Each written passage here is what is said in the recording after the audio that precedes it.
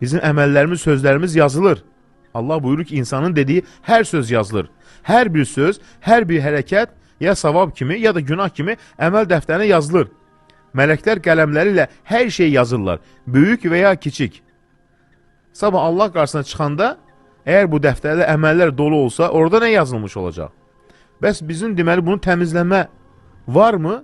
Bəli, hər şeyin təmizləmə ehtiyacı olduğu kimi, deməli bizim də təmizləmə ehtiyacımız var, yəni əməllərimizi. Əməllərimizi təmizləyən nədir? Əstəğfirullah. Baxın. Onlar istiğfar etdikləri müddətcə Allah onlara əzaba düçar etməz. Ey insanlar, tövbə edin, ondan bağışlama diləyin. Mən hər gün 100 dəfə Allaha tövbə edirəm, bağışlama diləyirəm. Bunu kim deyir? Peyğəmbərimiz sallallahu aleyhi ve sellem, günahsız, seçilmiş, ən pak insan. Buna baxmayaraq hər gün, hər məclisdə, deməli, bəs biz bugün yaşadığımız həyatda istiğfara daha çox ehtiyacımız var. Səhvlərimiz var.